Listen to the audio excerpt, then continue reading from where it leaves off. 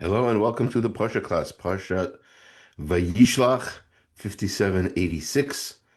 And it might be a little bit shorter of a class. I don't know how much my voice will hold up. We'll do the best we can. We have tea and we have water in case we need it. And what can I say? We'll do the best we can. All right. Mhm. So this week's Parsha, Esav is still on the hunt for Yaakov. He's been on the hunt for a long time, according to the Chidah. And you can see that from the very names of the places where he lives, right? He's in he lives in Seir, which reminds him constantly of the goat skin. What Seir means, goat. The goat skin that Yaakov wore to get the blessing from their father, from Yitzchak. And he lives in the field of Edom. Edom is red. That's what it means. And it reminds him constantly of the soup that for which he traded seemingly his firstborn rights. So if he forgot, or if you were under the impression that maybe he didn't really care that much about these things, he literally names the places where he lives as reminders of the crimes with which he for which he hates Yaakov. And so they meet, and in preparation for the meeting, Yaakov does a number of things. So let's share the source sheet from Taam Dagan and see how this is related to food. So at one point, Yaakov goes back for a few jugs, where he wrestles. The Torah says a man, but according to Chazal, it's not just a regular man. It's not just an angel, even. It's the angel that is responsible for the spiritual power of Esav. And in the struggle, Yaakov wins, but at some point he is hit on the sciatic nerve. And the Torah says, Al Kain, chapter 32, verse 33, Al Kain lo yochlu b'nei Yisrael et hagid hanasha. And because of that, the Jewish people do not eat the gid hanasha. What's the connection? We'll see. Asher al kaf hayerach, it tells us where it is. It's a sinew on the thigh bone. Ad hayom hazeh, up until it's in the hollow of the thigh, up until today, we don't eat that. Ki naga b'kaf hayerach Yaakov, because he hit the hollow of Yaakov's thigh. Begid hanasha, in this place, this the sinew of the thigh vein of the sciatic nerve. So we begin. Tam Dagan. It says it is forbidden for Jews to eat the gid hanasha.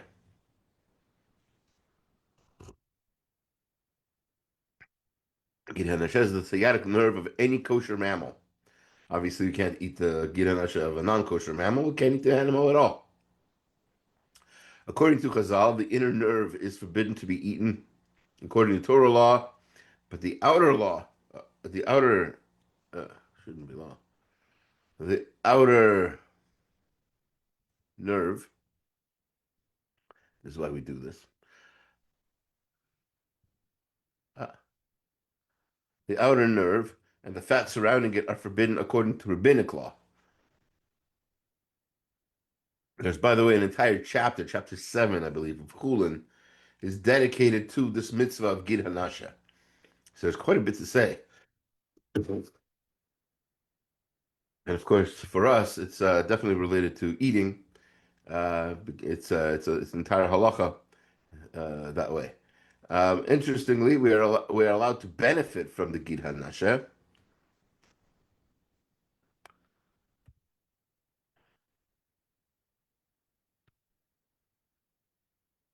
For if we were not, the entire animal would always be forbidden, right? If you can't benefit from this piece, then all of it's the sciatic nerve is connected to everything somehow. So you wouldn't be able to eat any of it. So that's why we're allowed to benefit from it. We're just not allowed to eat it. For the hide of an animal to be kosher, the gid hanasha must be removed. A difficult process called nikur in Hebrew and trebering in Yiddish. This process needs to be learned from uh, practical experience, not just reading halakhic literature, not just reading books won't teach you how to do this. You have to actually see it done. You have to do it yourself. That's one thing. But due to the tediousness and difficulty inherent in this work, some authorities require one expert to always double check another's nikur, which is obviously you're hiring too much geechim. Imagine in a factory, right? If you're going to do this, you need at least two mashgichim, one mashgiach to do the trebering, one another one to do the supervision of it. And these aren't just regular mashgichim; they're trained. They know what they're doing. You can see that that's probably a minority of people are capable of that. So, uh, due to to avoid this complex, costly, and inefficient system, many Jewish communities around the world have generally avoided eating from the hindquarters of mammals altogether. I should put after slaughter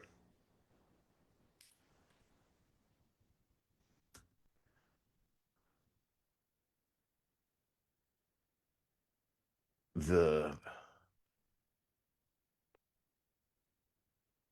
the back of the animal is usually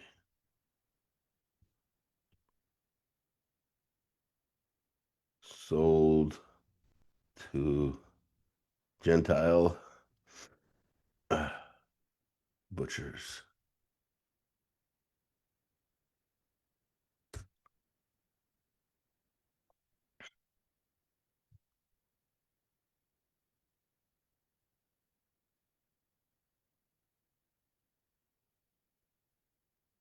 Right? So that's we don't eat the hindquarters. There's a lot of parts of steak, filet mignon, etc., that most Jews have never even tried because this is it's not an easy thing to do, and so we just sell the whole back half of the animal to Gentiles. Now this is by the way a general concept that a lot of people need to like sort of wrap their head around, and that is that slaughter is a financial decision, right? They're businesses who do this. They're not slaughtering animals for the mitzvah. They're not slaughtering animals for fun. They're slaughtering them to sell them to make money. And if you don't do it right, you lose money. So that's the famous idea, for example, of the giraffe, right? People say we don't know where to shecht the giraffe. That's not, of course, that's impossible. Almost anywhere in the giraffe you can shecht, right? It's a long neck, and you'll get to both simanim almost anywhere on that neck. So that's not the problem. The problem is because it's a giant animal, the amount of time that it takes to process it in the slaughterhouse is just too costly and not beneficial. Besides the fact that giraffe meat is usually considered an inferior quality meat,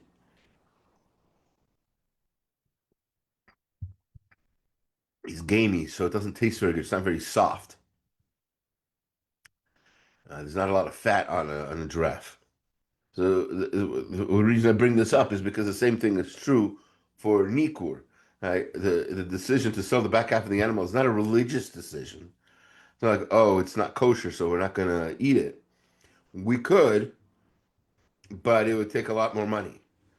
And will we get compensated for that money? Would a company are there enough customers who would pay that much more money for filet mignon? So maybe there are a few. So there are a few companies that do it, but it's a very complicated, complex process, and it's just nobody cares. Hopefully, nobody cares that much about meat that they would want to do it. All right. Um, uh, the Mishnah asks, if it was a mitzvah before the Jews received the Torah at Har Sinai, so like ever since this fight with Yaakov, was that when the mitzvah got instituted, or was it when the 613 mitzvot were given to the Jewish people at Har Sinai? Maybe that's when it was. So that's a question of Mishnah. But regardless, despite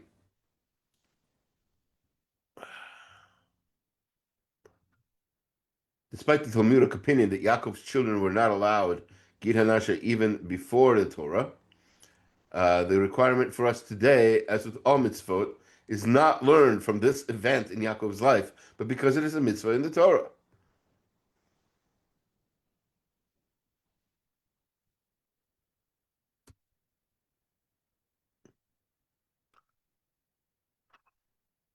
Sorry, let's do this right. Anything worth doing is worth doing right. So yeah, so it's a mitzvah from the Torah to not eat Gid Hanasha. One reason, but not the only reason for kosher altogether, is that we are what we eat, and that we take on the characteristics of the animals we consume. So says the Rambam and the Ramban. And the Gid Hanasha represents earthliness and sexual animalistic desire. Remember, where is this located? It's in the thigh, right? That's where the reproductive organs are, right? So that's it represents sort of that area of life, and so according to the Malbim, that's why we don't eat the Gid Hanasha.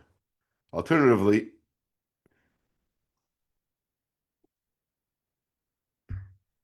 we don't eat it as a way to show that we consider the angels injuring Yaakov as not significant. That's the Sforno says.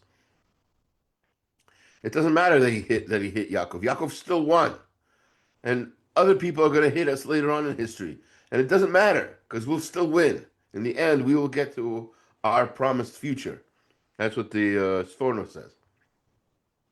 But or on the contrary, we avoid it to constantly recall that the power of Asaph has the potential to trip up the Jews, and we need to stay vigilant in order to succeed spiritually. Right? So that's I think Rav Hirsch says that, if I'm not mistaken. Yeah. So Rav Hirsch says the exact opposite of this photo. No, it's not that it doesn't mean anything. Either Rabbah, it's a very important, it's very significant, and it can affect every Jew in every area of life. We have to constantly be on guard that Esav not hit us, and that we try to win. The fight's not over yet. In other words, um, okay.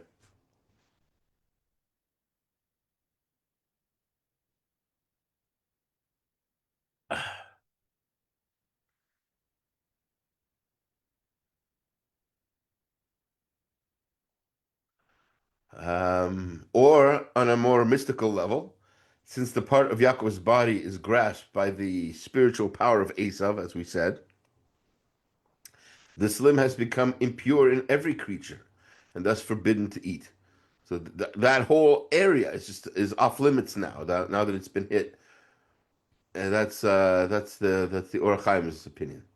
The Gid Nasha is tasteless and not edible alone, so it would have to be spiced when eaten to be forbidden.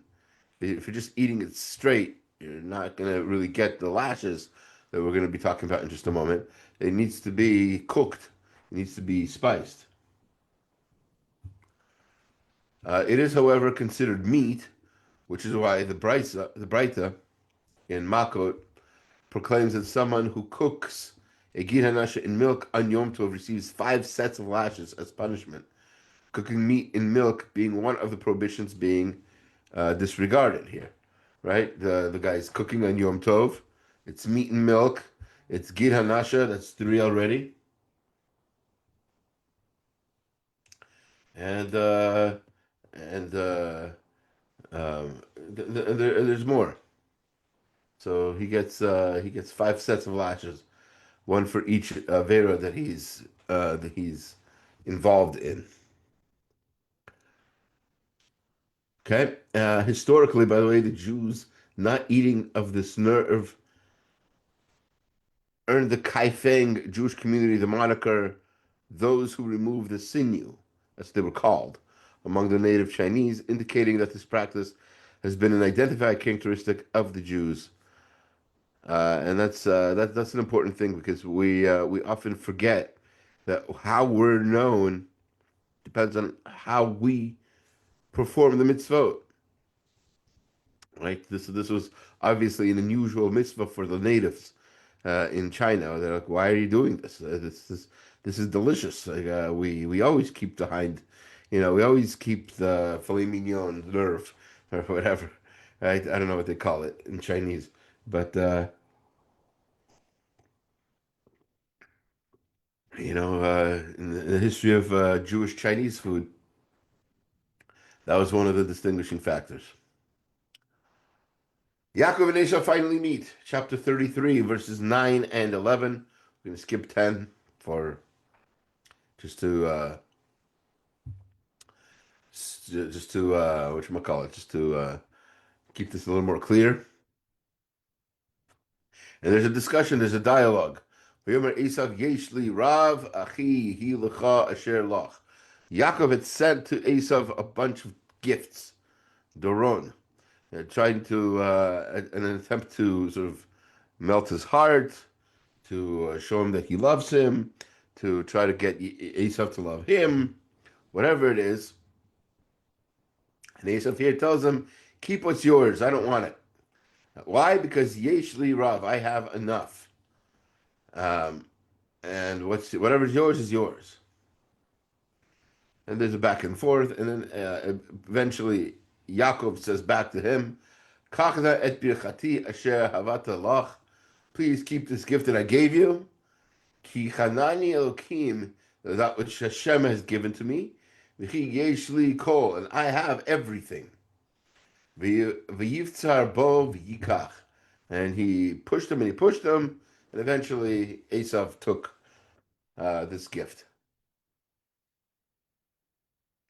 This idea about Yaakov and Esav, the Yeshli Rav mentality and the Yeshli Kol mentality, Esav's I have enough, and Yaakov's idea of I have everything, is a very important, significant idea in terms of property and things we own. Now, it's not directly food related, but as we've seen throughout the Torah so far, and probably in life, that property you have, what you have includes the kind of food you eat, right? What you eat. Uh, that's there's it's not by accident that in English you say bringing home the dough, right? Making dough, right? Bringing home the bacon, whatever, right? It's always food is an indicator of wealth and property ownership. And so you have here, Esau says he has a lot. Yaakov says he has everything. This implies that Yaakov is satisfied with what he has.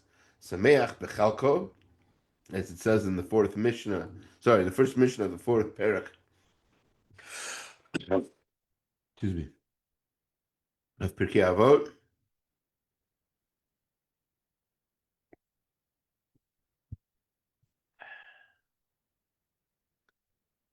Right? And Esau, when he says, I have enough, means I have enough, but I could always have more. Yeah, I have enough for today. Tomorrow I might want something else. Yeah, this is a very, especially nowadays, very relevant idea. The there's a whole industry, in America, especially, but probably in every country.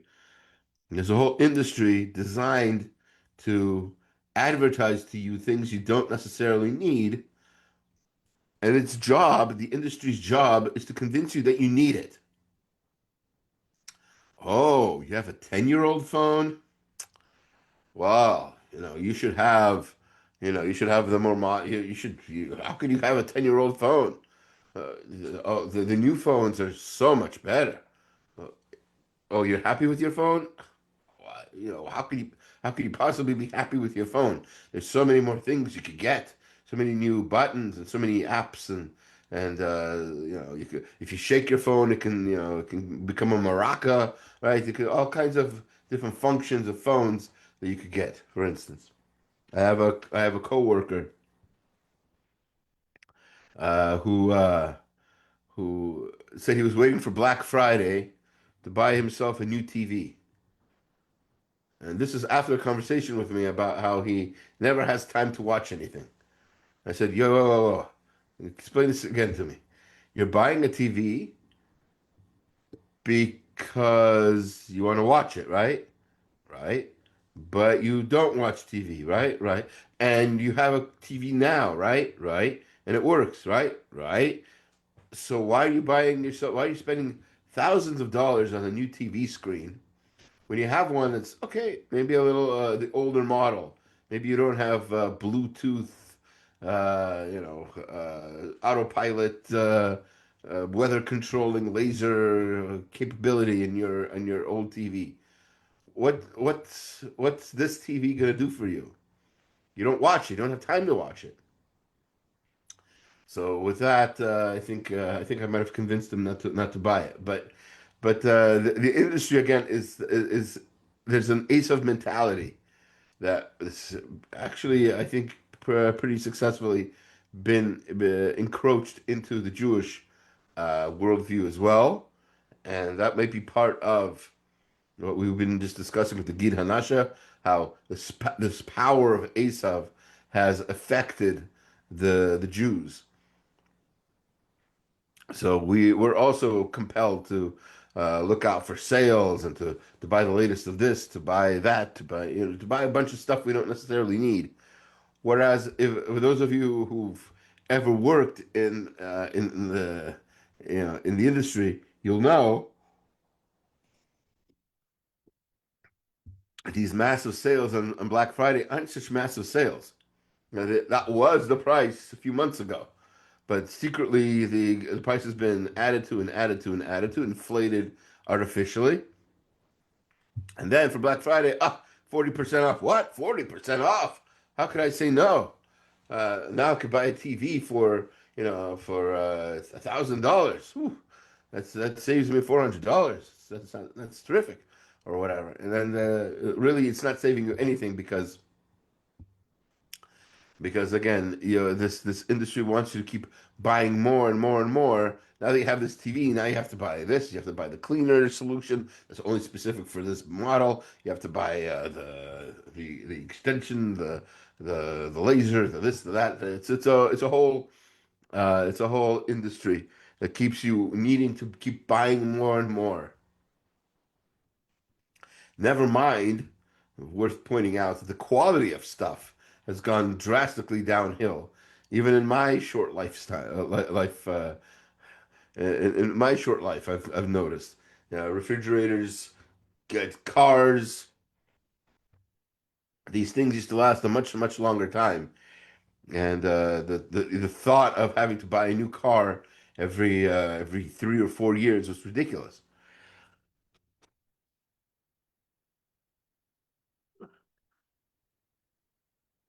Nowadays, we're surprised when a car lasts us 10 years. That's what cars used to be like. They used to it was 20 or 30 years. Okay. Anyway, enough about that. But that's kind of the idea. The difference between Esav and Yaakov in terms of things you have.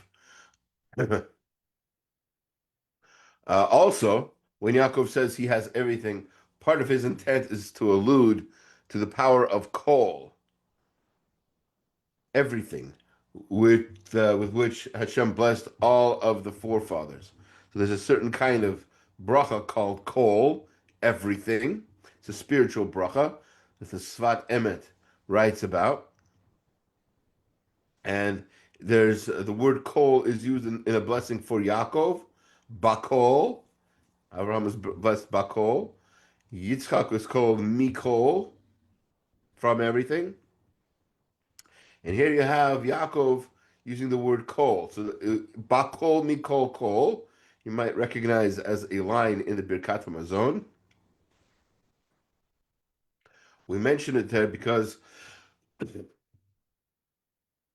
because we're mentioning basically the spiritual level that guarantees that Hashem will constantly replenish anything lost. The Sfas Emes writes, right? So so even if you have to pay and lose money, it's not forever. You'll get it back.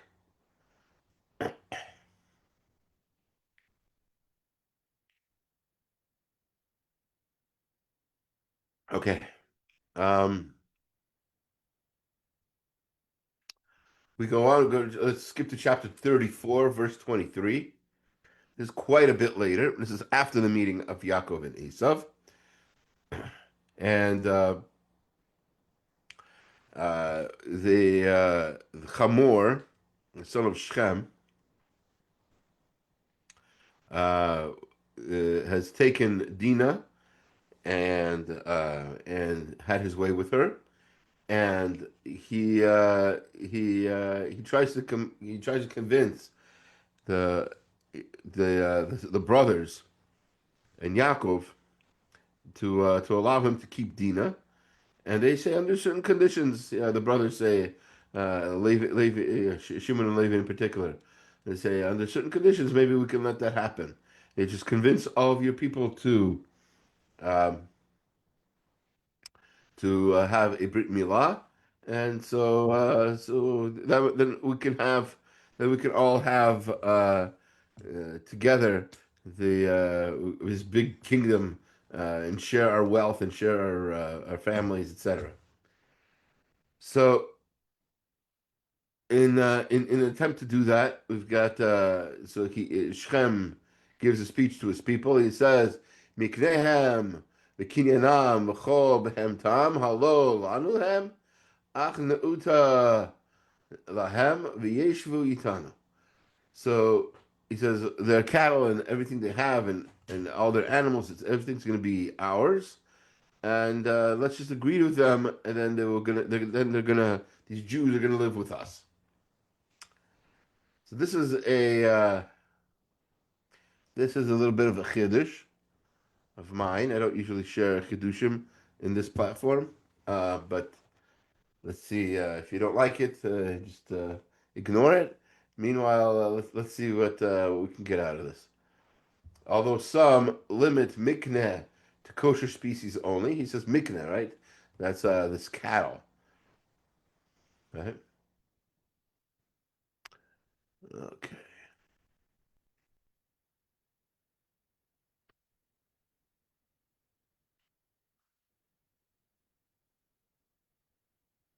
Others say that herds of field animals are called mikneh because they are man's main acquisition. Kinyan. Mikneh, kinyan, right?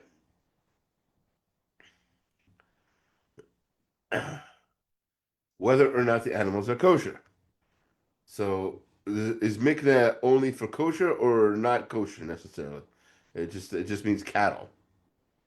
So instead of saying so the Ramban uh, seems to disagree with the Midrash according to the Tuv Yerushalayim.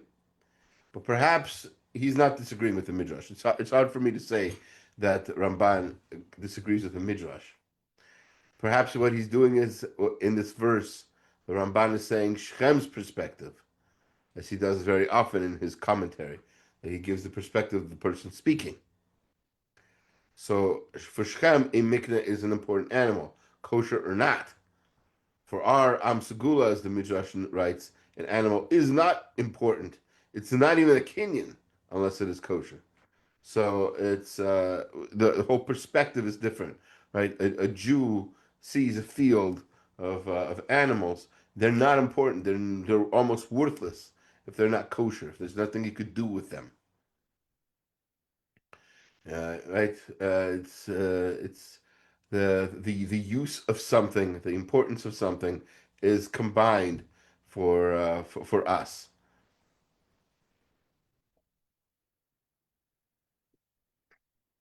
All right. Um, One last piece here. One last thing, just not very much related to food, more related to the just the concept of the physiological concept of taste. And very, very end of the Parsha, chapter 36, verse 20. Ele b'nei Seir ha'chori, Yoshvi ha'aretz, Lotan, Shoval, Tzivon, v'Ana. It lists some of the people, the descendants of Seir, of Esau's descendants,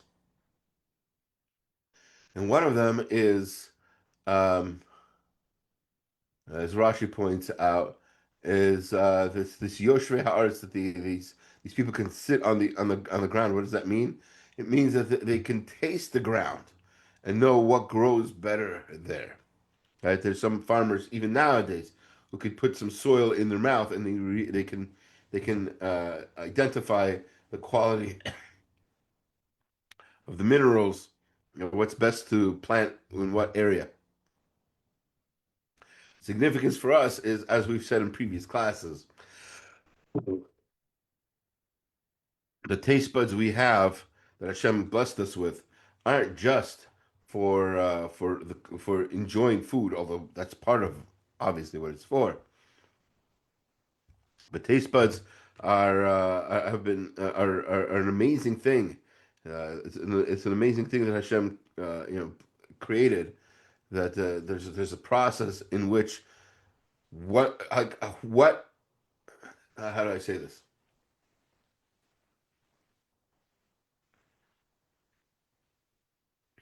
There can be no evolutionary way for our taste buds to develop, right? In a way that this would work. This cannot have been random. The creator of the world, the creator of soil, is also the creator of our taste buds.